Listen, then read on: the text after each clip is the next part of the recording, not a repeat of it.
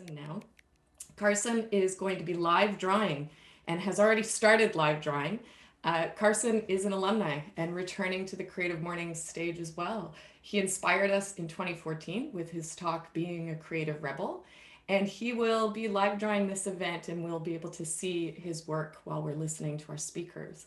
But first, Carson, did you do a 60-second drawing? Because if you did, I'd like to see and I'd like to see your version of a 60-second drawing. And maybe also share with us something. Oh, wow. That was your 60-second drawing? Really? No, I wish. Okay. Wow. This is my 60-second right there without looking. Okay, that's your 60. Okay, that's better. We'll zoom in on that. Yeah. I was like, wow. Could you share with us something that's diverged for you since your talk in 2014 and a little bit about what you're going to be doing before our speakers start speaking? Yeah, thanks for having me. And obviously, everyone's been affected, and my divergence has it actually hasn't been too bad. As an illustrator, I can illustrate from anywhere. So the impact hasn't been as big. And matter of fact, actually, there was more opportunities that were given to me. I think so that the divergence was, being able to, dabble in much more different mediums, such as doing doing stuff live, and providing, my services to provide hope in this weird time. Wonderful. So Carson and I would like to invite all of you to also draw along. We warmed up in the breakout rooms, and that at the end of our speakers' talks, that we'll do a bit of an artistic applause. So we'll unmute ourselves and clap, but also kind of show onto our cameras some of how we've been inspired by their talks visually, and then we'll see Carson's response to that as well. So without further ado, we will move into introducing our speakers for today. And speaking of beautiful artwork, look at this month's portrait. So this month's postcard portrait, this month's postcard portrait was created by Jamie Cusack, a second-year student at the Idea School of Design in Capilano University. And as usual, we're grateful to Alan Chan and his team at AJ Printing who generously support us with our printing needs here at CM Van. So from left to right, let's introduce our speakers. Daryl Condon last stood on the Creative Mornings stage way back in the early days in 2012, where he spoke about moving beyond sustainability and building community with inclusive spaces. Juno Kim last visited in 2019, where he shared his talk of the flow of the creative path. And Rachel Mckinley, our Creative Mornings chocolatier, is also a former speaker who spoke in 2018 with her compelling craft, chocolate, and creativity talk. So we will start with Juno. So first, Juno, so in your talk, you will share with us how you've experienced divergence in your approach to wellness since 2019. Welcome, and we will hand it to you. Thank you. Honored to be here with you all. Thanks for spending your Friday morning with us. So during my first Creative Mornings talk, I discussed the deepest rock bottom of my life. After finding quick traction as a chef, I spent 6 years of my life prioritizing my work above everything else in my life, including myself. This disconnect from my being brought on intense anxiety issues, which then brought on a lot of unhealthy addictions. My life every day felt like walking through a minefield of invisible panic attacks. I worked 60 to 80 hours a week, ate purely for pleasure, didn't sleep much, smoked and drank every day. And it's not like I don't know what was good for me. I didn't know what was good for me, but I used success and busyness as an excuse to not take care of myself. In December 2017, I hit a depth of darkness I never knew existed. The pain of my rock bottom finally exceeded the pain of having to turn my life around. I realized that my sporadic health binges weren't going to be enough. I needed to find a completely new way of being inside and out. My first Creative Mornings talk was just after a year into my healing journey back in March of 2019. At that time, I was speeding through audiobooks while prioritizing my fitness routine. I had an intensity to my schedule, filled with work every wellness opportunity I could fit in. My approach to well-being was about accumulating, obtaining, acquiring. I believed everything I needed to be well was external to me, and my job was to collect them like a squirrel. Around this time, my doctor, Jason Marr, and I did some hormone and blood tests. My results put me in the 94th percentile for the stress hormone called cortisol and 89th percentile for oxidative stress, giving me real data affirming the intensity of my felt experience. Around this time, I discovered Vipassana Meditation, which is also called Insight Meditation, through interviews of Yuval Noah Harari, Jay Shetty, and Sam Harris. Although I learned simple breath meditation at the age of 8, it's something I practiced throughout my life. The depth of Vipassana was inspiring. Having to learn how to be okay sitting with myself in stillness and silence was one of the most impactful exercises I've ever done. During my first silent retreat, many words in my vocabulary deepened in understanding as I hit levels of calm, peace, tranquility that I didn't know existed. A lot of discomfort would also arise, both physical and emotional. It was sometimes pleasant, sometimes unpleasant, and confusing most of the time. This retreat was back in October of 2019, 6 months after my talk, and that was the beginning of my divergence. This experience, coupled with the retreat with Judy Brooks, planted the seeds I needed to cultivate a new way. I went back on a silent retreat in February of 2020. When I got back from my trip, I decided to deepen my practice through a meditation teacher training with Hiroko Demichelis and her lab of meditation. And then COVID hit. My schedule for March went blank, and the only calendar entries I had were for my teacher training. Heavy barbells were traded for bands. Yoga and spin studios were traded for Zoom boxes. Little did I know, this slowdown was exactly what my nervous system needed to actually heal. Looking back, I can see that many of the benefits that I felt were from trading my unhealthy addictions for healthier addictions. But at the end, they were still addictions to striving, and that was the reason my healing hit some limits. In May of 2020, after having a chance to slow down, I started to feel a lot of discomfort during a guided psilocybin therapy session. I could feel myself spiraling into a challenging trip. Then I remembered my practice. Going towards this discomfort with openness and curiosity, I started to see colors and textures arise in my mind. These were fragments of memories that, when focused on, revealed a memory I had not remembered consciously in decades. When I was 5 years old, I had a major surgery. With the arising of this memory, followed intense feelings of sadness and fear.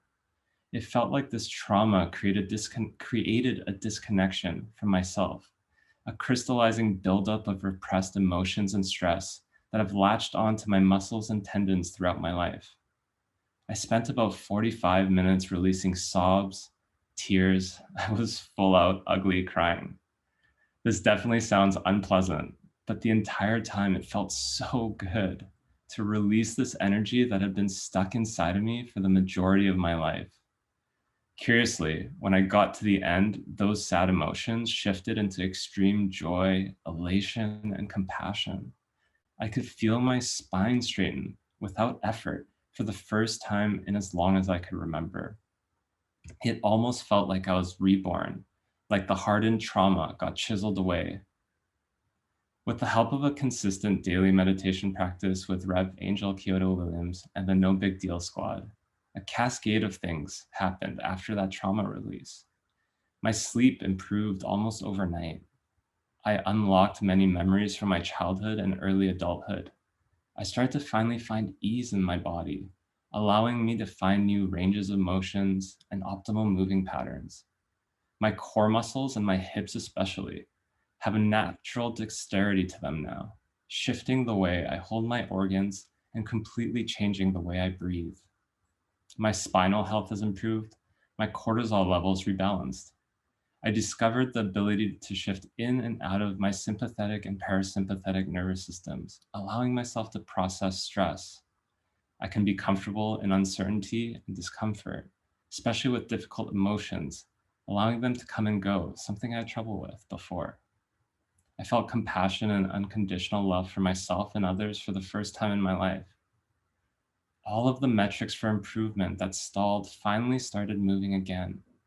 Paradoxically, letting go of striving allowed me to reach new levels of creativity and productivity. Finally, I retired as a chef, hanging up my apron for good, shedding away an identity I clung to for so long, an old way of being that served me in many ways at that time, but one that I was finally willing to let go of. During my first Creative Mornings talk, I mentioned that during my rock bottom, I had no idea who I was anymore. After 3 years on this journey with the help of countless people, it brings me so much joy to say that I truly know who I am now. Not who I am in the context of my work, or in the context of social media, or in the context of present day economic and political systems. Not the idea of who I am, or the memories I hold, or the stories I tell, but who I really am before any thoughts or concepts can take hold. My greatest wish is that everyone may discover and cultivate their own ability to connect deeply with themselves. May you find grace in your journey, and may we all be free of suffering. Thank you. Whew. Thank you, Juno. I feel like we need to take a breath. Breathe that in. Thank you, Juno. This is Mark speaking. I've just pinned Carson's live drawing for a moment. I think Kari and I talked about when it would be best to reveal this artwork, and it will be happening on the fly, and everyone's welcome to go into gallery view or pin that video themselves. But we're going to concentrate during the talks on the speakers, and Carson will be sharing this work a little bit later with a reflection. So just wanted to let everybody know that. Thanks, Mark. So, as I was doodling, it was the word wondering, and I think Wilson, one of our attendees here, had put wondering in the chat, and it stuck with me around things I was wondering while you were speaking, Juno. And even with Craig, things I was wondering if Craig had been my piano teacher as a child. So as we move to our next speaker is Rachel. And so Rachel, you'll have us reflecting and wondering about the how divergence has influenced your space and how you've thought about space and the space that you're using in your work and in your home and in your third place. So welcome, Rachel. Yeah, good morning, everybody. Wow, that's a tough act to follow, Juno. Thank you for that. You're so calming, and I'm like this, all over the place energy. So I'm gonna go in a totally different direction here. I'm gonna diverge, if you will. So good morning, everybody. I'm Rachel Mckinley, and I'm speaking to you from my brand new chocolate lab at Purdy's Chocolatier. And I'm just moving in here, so there's a lot of cardboard boxes behind me. And that's actually part of what I'm going to talk about today, because one of the big impacts the pandemic has had on me is about space, both my physical space and my social space. And so I wanted to talk about that today.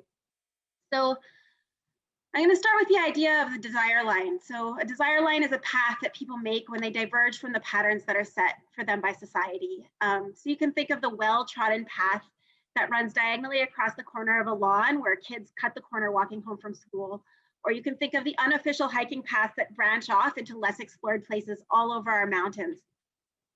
Before the pandemic, I felt like I walked the same path every day, and if most of it wasn't on concrete, I would have trod in a very specific line. It was get up, go to the bathroom, shower, go downstairs, feed the cats, make tea, go in the car, get to work, do stuff in the kitchen, come home, make dinner, more stuff in the kitchen, watch some TV, maybe have some wine, go to bed, do it all over again. Same steps, same places every single day. And then I was stuck working from home all of a sudden. We had to shut the factory down, and I went home with everybody else. And if you've met me, you know I love my job. And I particularly love the do stuff in the chocolate kitchen part of each day. And when I had to work from home, I realized I didn't love my home. I didn't like the space. It had too much stuff in it. And so the first few weeks of the pandemic, I purged and recycled and got rid of old clothes and old furniture and stuff that just meant nothing to us anymore. And then suddenly it was marginally more comfortable. And I just had a little more time to do things that I like because my cluttered house was less so. I spent less time looking for things. And I actually, in my first talk, I talked about how I start a new art practice and I get all the things and my poor husband has to deal with all my stuff. And I started to deal with it and clean it up. And I started to tread a new desire line, and Andrew and I started walking along the paths along the river every night instead of trying to tidy and organize stuff. And that was stage 1 of the pandemic.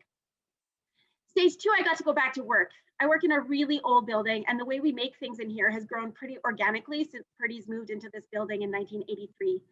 There are literally desire lines worn into the paint on the concrete floor in this building from people walking the same patterns every single day.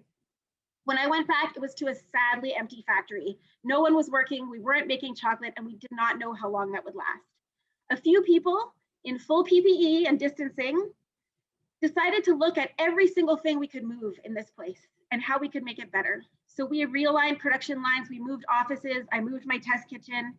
We took the moment to see what we could do better. And a few weeks later, we were lucky to welcome everybody back safely, distant, PPE, all those things.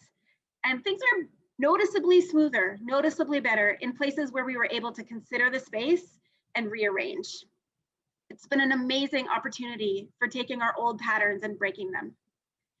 And now in my life, it's kind of stage 3. In 2019, I traveled 16 weeks out of the year. In 2020, much less. I welcomed the time at home, but now it's getting a bit much.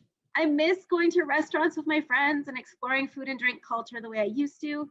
I miss the theater. I miss having people over for dinner. We all have a long list of things we're missing. Hugs and high fives. I miss feeding you guys delicious chocolates every month. The spaces I frequented in the past are whittled down to very few, just work and home and those walks. And I know for many, it's much, much less than that.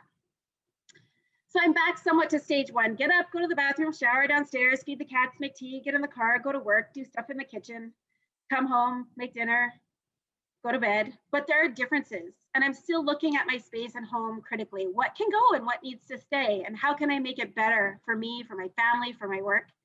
At work, there are new paths being worn into the painted concrete floors because we stopped to look at how we could align better and not get stuck in the ruts of the past. And as I get ready to go back into the social world, something we're all thinking about these days, the one where it's okay for my 3-year-old neighbor to hug me with glee, the one where I can have friends over to my house for dinner, I think about the desire lines in my relationships.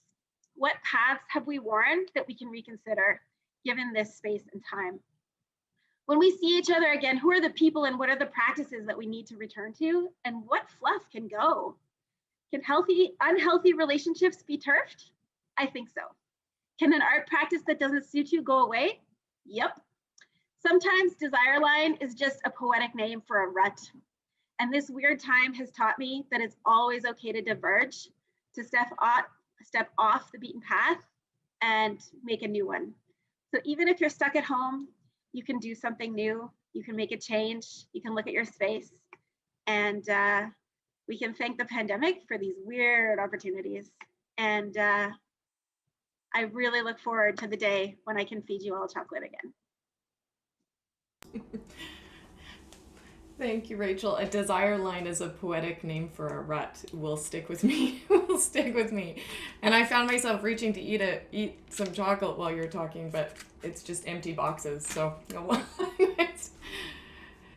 so our next speaker is Daryl. Daryl, in your talk, you will share how the role of divergence has changed in your design practice since you spoke in 2012, and that was a while ago. So there's probably been lots of changes. I am doing a bit of a connection moment with you here, drinking out of my curling mug while looking at your actual curling stone. Over to you, Daryl. Great, thank you so much, and it's really a pleasure to be back on the Creative Morning stage. It's amazing to think it's been 9 years since I spoke in the basement underground at the old location.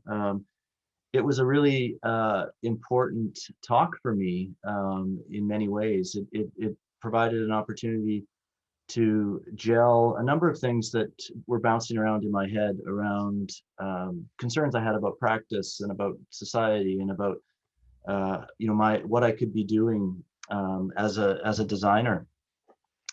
And so at the time, when I thought about divergence, it was really about disruption. It was coming from a place where I really believed, and I continue to believe, that the traditional professions, in particular, I'm an architect, so I'm coming from that perspective, are in need of significant change, that we're no longer well aligned with the needs of society. And so for me, divergence was an important part of creating disruption for me in my practice and as well. So, it's interesting. I went back and looked at what I said and what I talked about back in 2012, and it is amazing to think about how much has changed in many ways, and for me personally, for my firm, for the world around.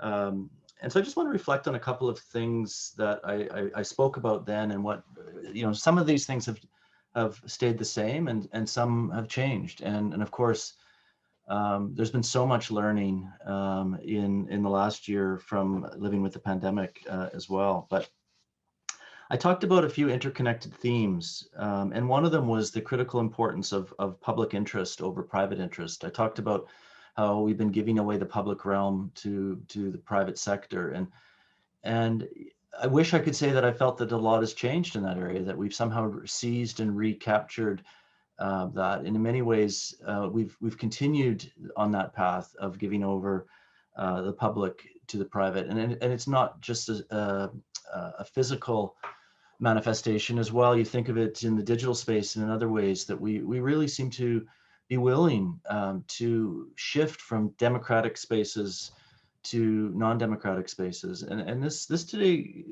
continues to be a concern of mine.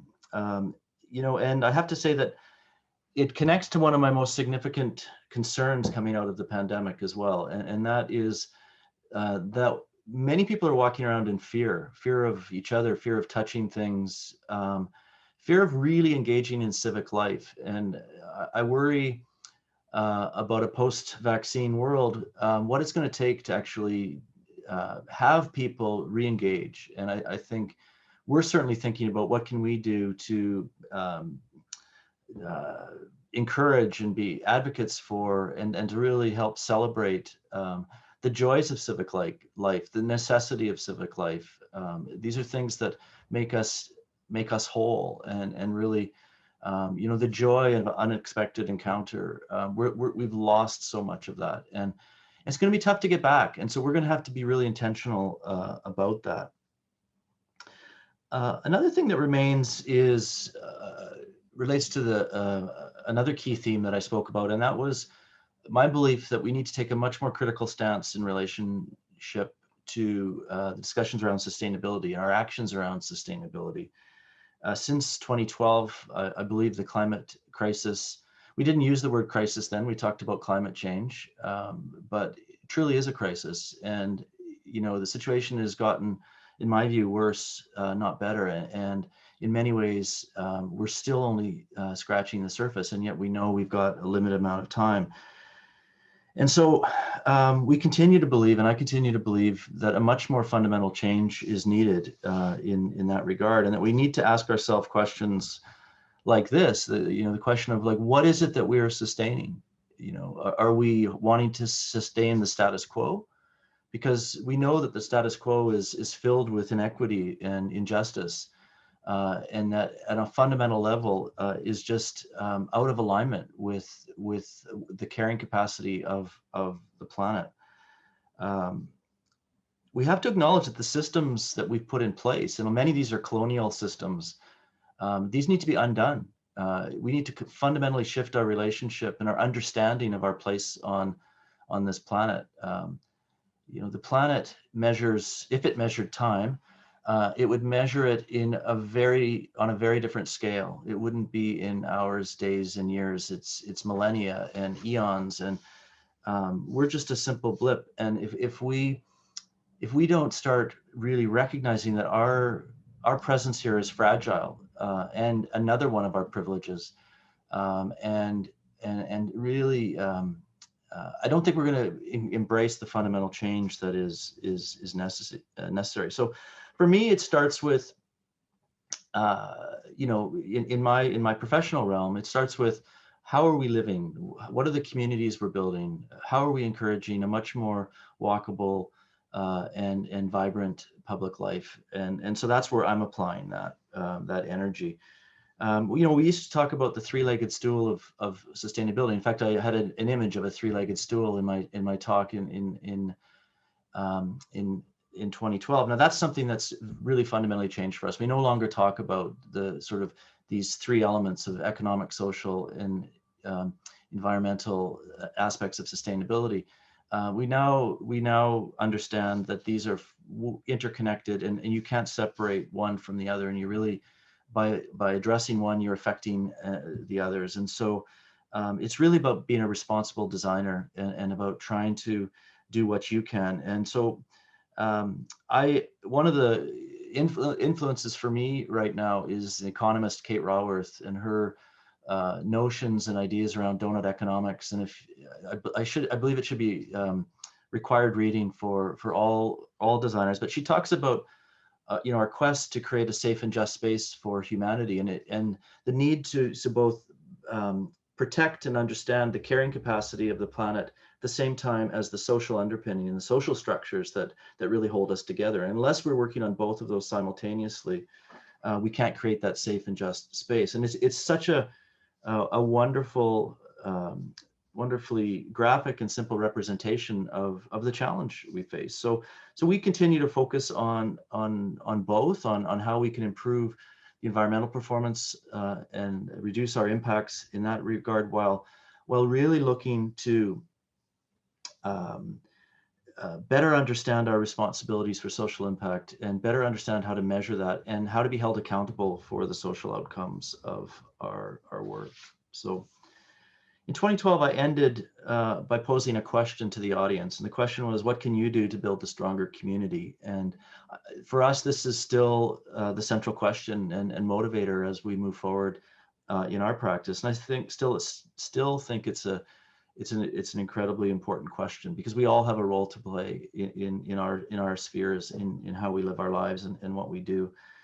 And you know, one of the real strong learnings and reflections for me from the pandemic is, you know, for the last number of years, we've been committed to social impact in our work and understanding, as I mentioned, understanding, measuring, and being accountable for it. And we really felt that this was necessary to help our communities be more resilient and adaptable in the face of the inevitable effects of the climate crisis. And what we've learned is that those attributes, those aspects of a community, whether it be community capacity, resilience, and all the other, you know, things that get built through community building, are exactly the type of attributes that are helping us get through a pandemic.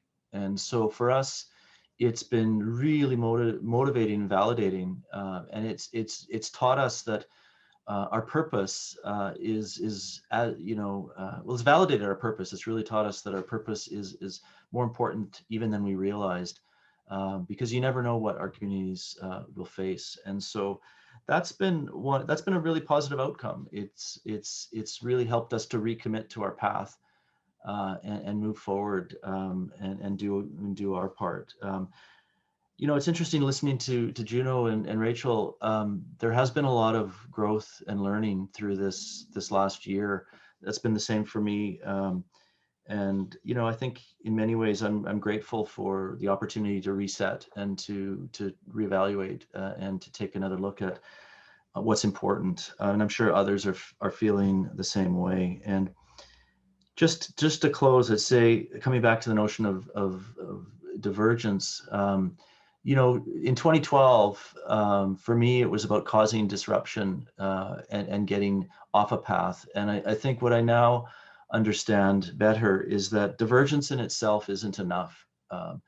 That for divergence to be effective, we need to pair it with its reciprocal, with convergence. because it's not enough simply to come up with more and more better ideas. We actually have to pivot and put those into action. And it's by putting those ideas into action that we'll make the change that's needed.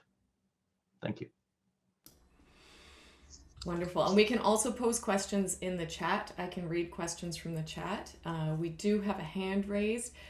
If I can kick us off with one question, if I'm thinking about wondering, and also I have started thinking about wandering, because as you were all speaking, I was wandering in different directions. So I wonder, Rachel, what the signature chocolate would have been this month if we had been here in person, inspired by all of us, even if you improv it. Craig improv, just improv a chocolate, and then we'll shift to, I think Ivan had his hands up, hand up as well. What I was doing right prior to everything closing for COVID was I was connecting a little bit with the speaker to talk about what they loved and doing that. So I know a little bit about Craig and his journey, and I think I would probably take a cue from Craig and do something really like low sugar, vegan, super healthy that Craig could actually eat. I think that's what I would do. But I'd have to think about that a little bit more. But that's a space I'm working in a lot these days, is trying to get more of that kind of deliciousness to our customers. Excellent. Wonderful. Do we have a raised hand, Mark? Not yet, but we do have a question from Maddie. Great. Melissa is really anxious to see Carson's work, so we'll get to that. We'll get to that. But it's coming. It's coming. Maddie does wonder, what sort of materials are you using today, Carson? Oh, I'm using some India ink, the Posca marker, some pen that my studio mate Annie Chen gave me, a Copic multiliner, and a Pentel brush pen. Oh, and and also a Malta acrylic pen. A bit of everything. Fantastic.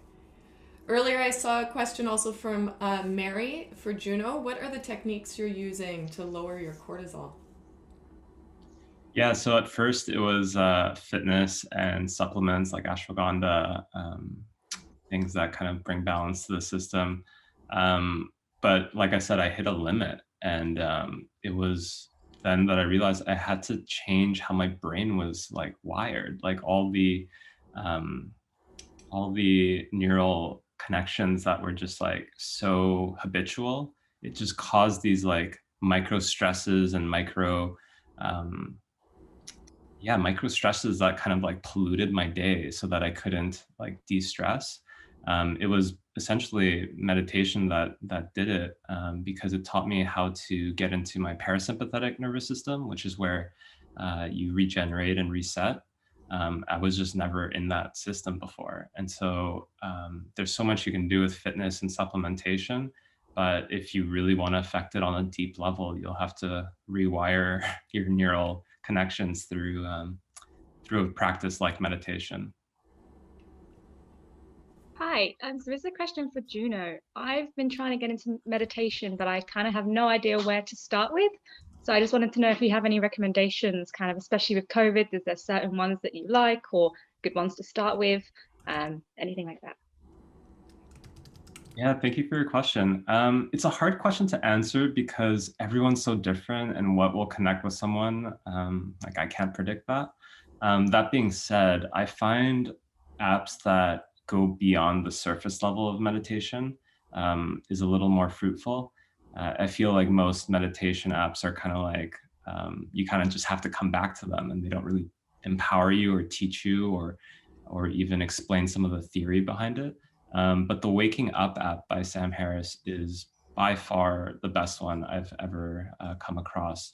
The theory section is rich, and so you can get really deep into the why and the how of meditation so that you don't feel lost. Because I think it's that feeling of like, I don't know what I'm doing and this isn't doing anything. That's kind of what puts people off. And that app just does a really good job of giving you a lot of good background information and theory. We have time for a few more questions. I'll pose one more from the chat, and then we'll go to the first two of the raised hands, Mark. Okay. So this goes to everybody on the panel.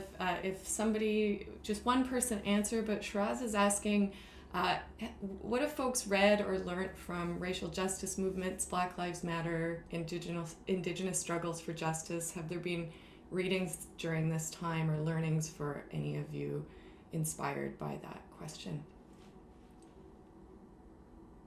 And that can be for anyone. Daryl, you've unmuted. Yeah, I'm happy to share. I mean, it's, I'm a 55-year-old white guy, lots of privilege, live a comfortable life in Vancouver. The last year has,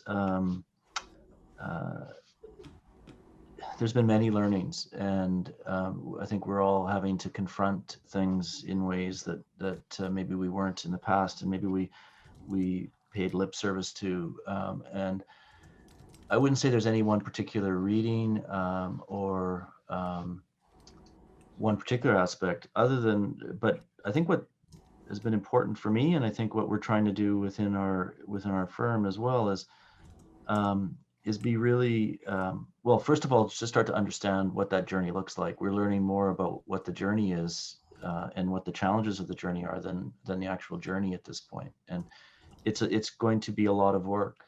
It's going to take a long time. And we have to, and what we're telling ourselves is that we really need to be up for that work, and we need to do the work. And but it feels like we're just kind of taking the first step right now, and it's going to be a long journey. Thank you, Daryl. So Kat, you are up next, and you are on camera there. Hi, Kat. Hi. Hi. Oh, right. My question. Yes.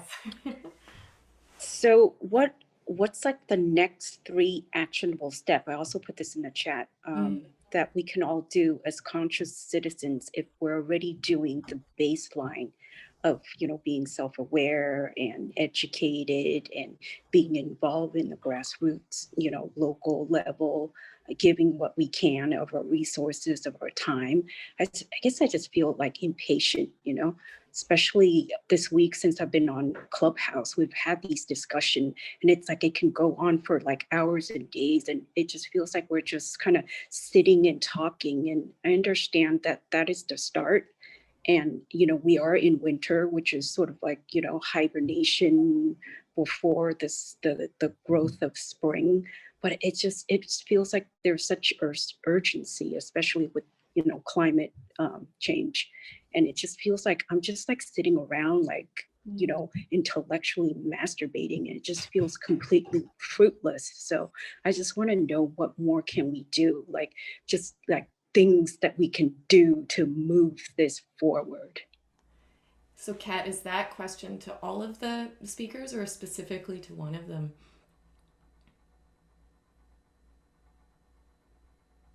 Oh, I think maybe we'll. Oh, right. To really to the whole group. Okay. Wasn't really. I don't think that answer lives in anyone, but as the collective, like, can we all come up with something? Because I guess I'm just feeling a little, hopeless. So we've heard from a few of you, maybe Craig or Rachel, if you have one actionable step, that would move. Craig. Well, I'm no expert on these matters, but a philosopher and thinker who I really admire is Charles Eisenstein, and he wrote a book called The More Beautiful World We All Know Is Possible. And one of the takeaways I got from that is, rather than trying to manage the whole thing, just look around you. What is the one thing you can do? And if we all do that, the collective impact would be massive, rather than waiting for the right thing to do or trying to figure out what the big thing to do is. That's my little contribution on that issue. Thank you. So we'll have to wrap Q&A pretty soon here, but we have another raised hand from Michael, I believe. Michael. Thank you, and great presentations. I guess I had a question with regards to Daryl. I was sort of curious about um, with COVID having happened and the move of people wanting to get out of the towers, certainly in Vancouver, and shifting into wanting um, larger lots, places to move around, um, like the future of high rises. Like I'm just curious. It's such and it's constantly that template is being thrown at us when you talk about the public versus the private. That seems to be the option that we are late about as for sustainability. So I just am curious as to your take about that. Well, there's just so much in that, right? Sorry.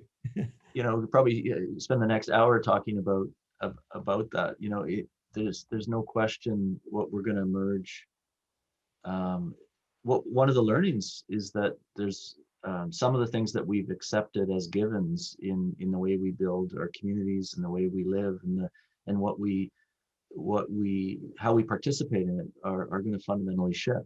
You know, the ability to even work part of your time at home is really significant and will have major implications on the decisions people make around their homes. And you know, you think about how many people have been working in their bedrooms over the last year, and you know, people are going to want to have the ability to be comfortable and safe in a work home environment. So that's just one small thing, but you know, anything that reduces the need to commute by automobile is a good thing.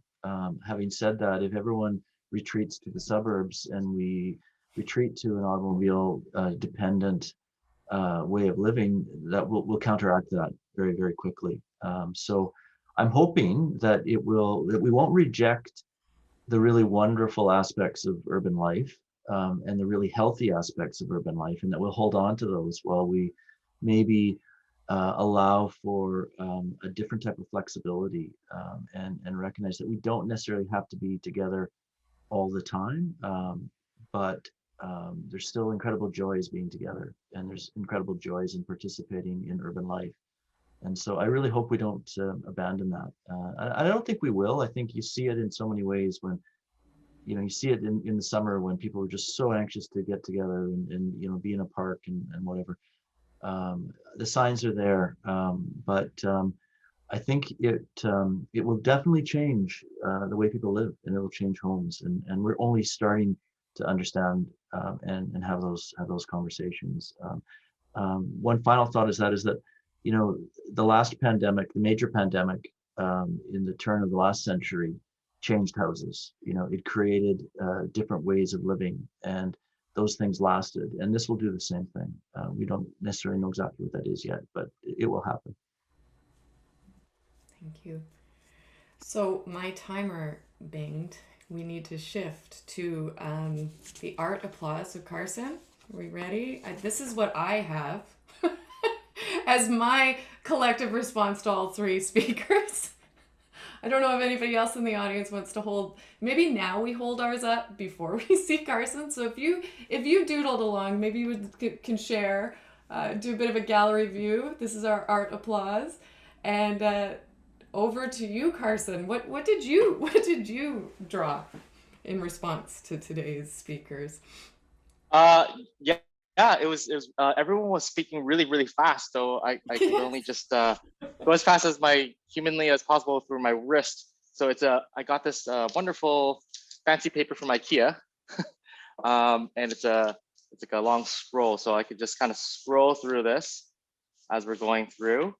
Fairly, you know, abstract, trying to symbolize things as much as possible, and you know, just kind of capture those, you know, key visuals in my head, you know, actionable things like the reset button and building and the cityscape, and the whole thing about Daryl's, you know, unhinging of the earth, and you know, Daryl enlightening us with public and private sectors, you know, just trying to captivate it as much as possible.